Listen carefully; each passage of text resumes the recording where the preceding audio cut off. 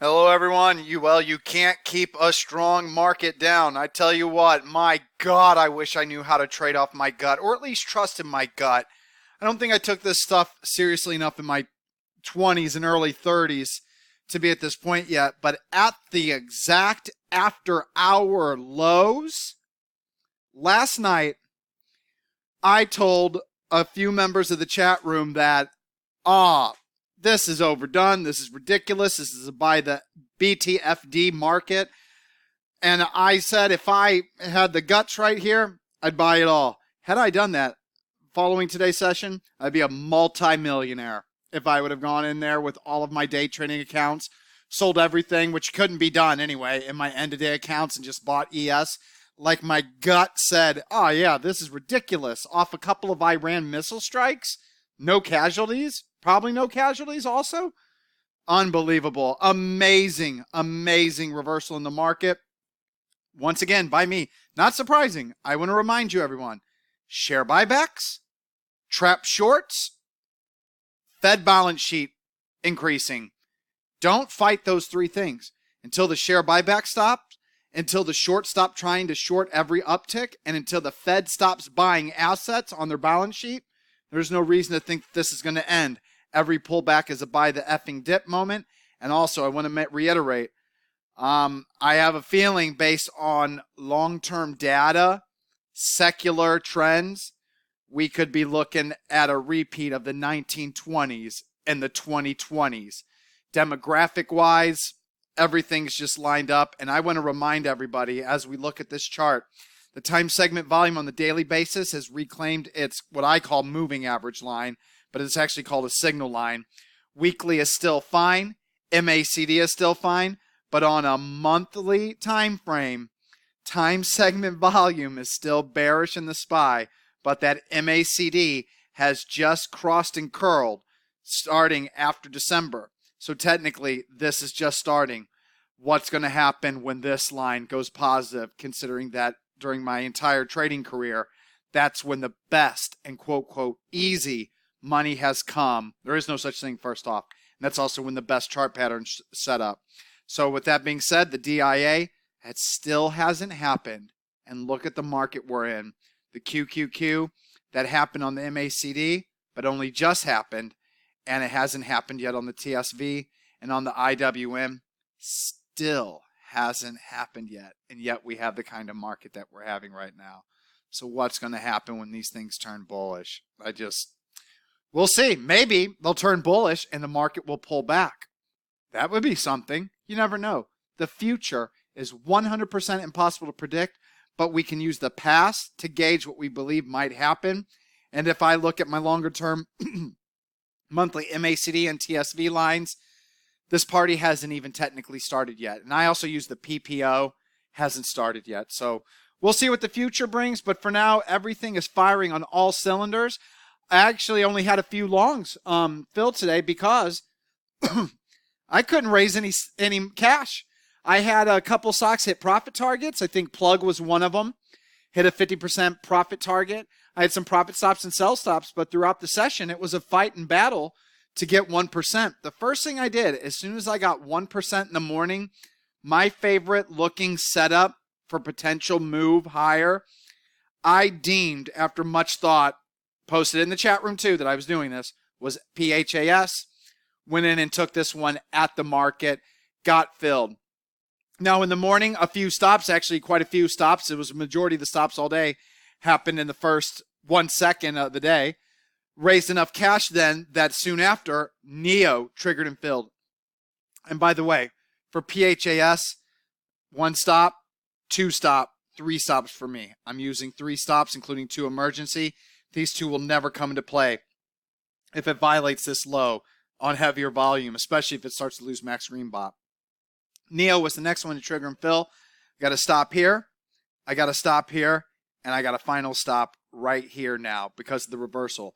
Now, initially, I think I was just using this low and then this low, but I'm already consolidating 1, 2, 3 stops, whichever's lower here. Looks like this is on NEO. Then 10 minutes later, there was another 1% that I had on hand. And then FSS triggered and filled. And I'm adding a stop below today's low day. So 1, 2, 3 stops on FSS. Then it took a full hour to raise capital. And I believe MTEM, let me check the price, 1364. So it triggered on its own. I didn't go out and take it.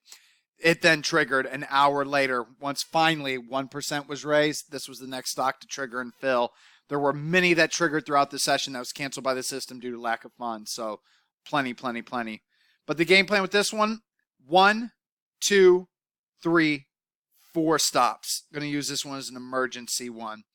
Might even use this one. So I might do 1, 2, 3, 4, 5. We'll see. We'll see what it looks like. We'll see how much capital I have at risk at each level. And then we'll move from there. And then after that, it took almost another full hour. And I raised 1%. MRNS was close to triggering along with a few other stocks. So there were 4 stocks that were going to get this 1%. So I had to decide which one I liked. MRNS, I went ahead and took at the market, got it at 202 instead of what I think it was supposed to be like 206. So I kind of got it a little bit of a bargain and it worked out in my favor, not adjusting anything with the stops 1 and 2 initially with MRNS. And then the last one to trigger and fill today, I wasn't able to get a full 1%, but it triggered and was canceled by the system. I then told the chat room, I almost have 1%. I'm going to take all of it and I'm going to put a good to cancel buy stop limit order out there for the price. And if it triggers and fills and I get long, all good. That's what happened with HZNP. So I added in my position HZNP. And that's how I ended the session. There was no further names to trigger and fill. The one that I really wanted to trigger and fill today, in hindsight, I tried a couple of times, and both times I ran out of cash before it would actually trigger and fill. But MGRC, it's not my top priority for tomorrow, but this is a beautiful ad signal. We're getting straight into the new long positions now. MGRC is canceling quality. 1.5% of its float is short. It's number 2 in its industry group. 96, 94, 89 B, A, and B IBD rankings.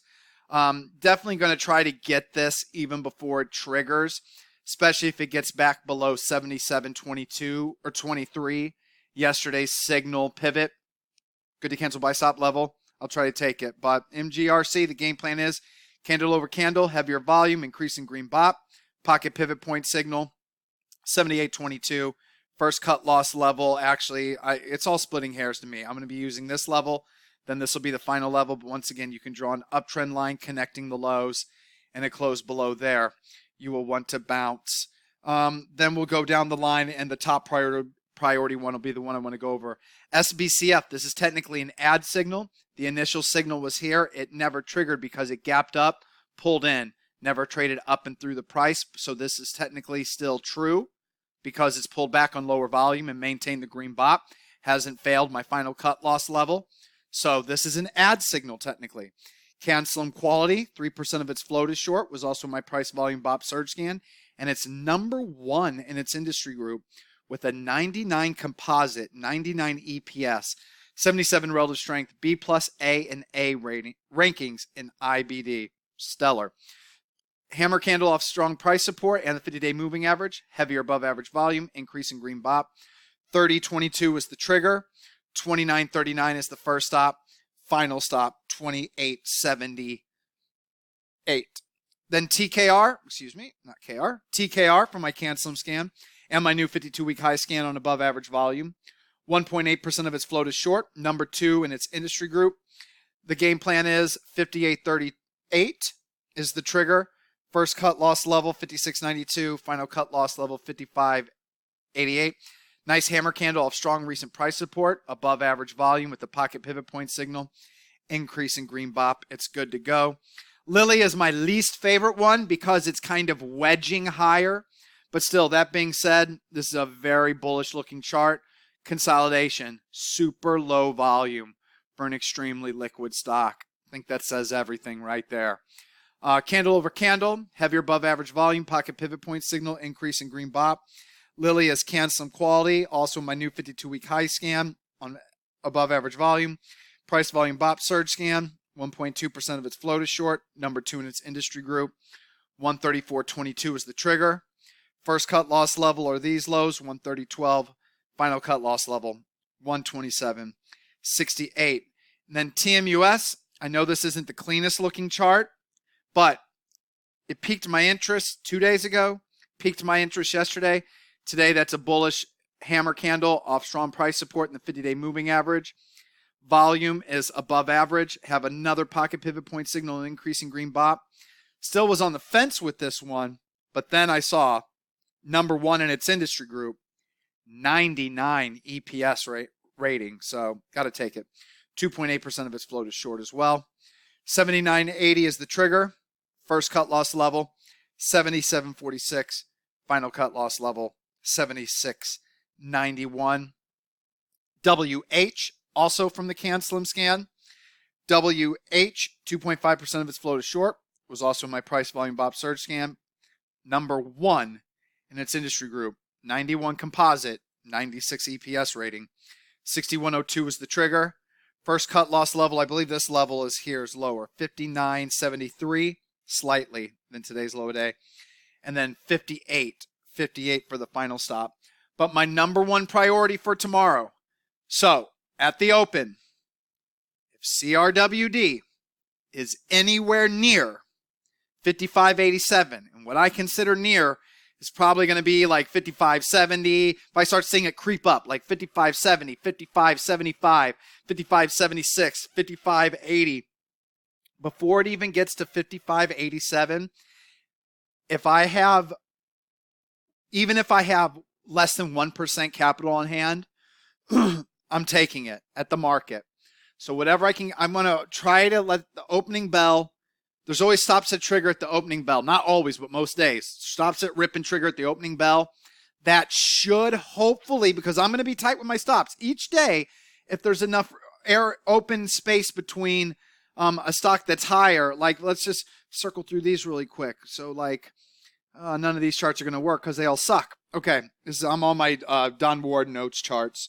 So never mind about that. But I'm always marching stops higher. If a stock is up today, if that today's low day is significant enough away from the previous session's low day that I can lock in some gains if there is a reversal, I'm moving a stop up to there.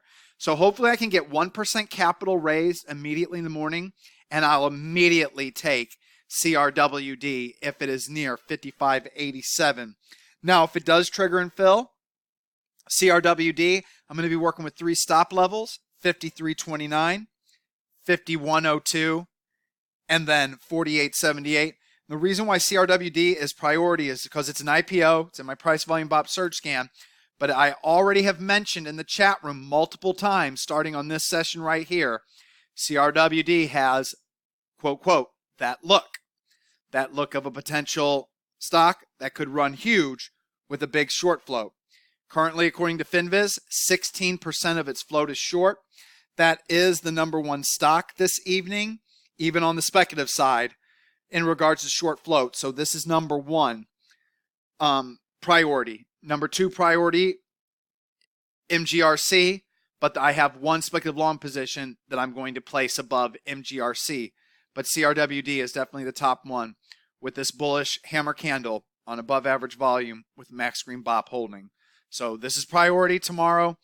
I might, even if it's not near 55.87, if it's near even the halfway point, which to me would be around, as long as it's like around 54.50, I'm going to, once I get a percent, if I see anything's about to trigger other than MGRC in this 1 speculative long position, maybe a few other older biotech longs that are on the books on the ledger right now, I'm just going to take it. So you've been warned. That's what I plan on doing. And that's it. I want to remind everybody, in the old video lessons, we used to do an overall market analysis, go over the executed and filled long positions, go over the new long positions, and then also go over all of the sell signals. Boy, we're 15 minutes deep into this video lesson, and all that we really was able to, we went over the overall market, so that was amazing. But can you imagine if I try to go over the sell signals in this video lesson? We're talking a 25, 30-minute video lesson. Interesting times that we are in right now with the stock market, to say the least. All right, everyone. I'll see you in the chat room tomorrow. Aloha.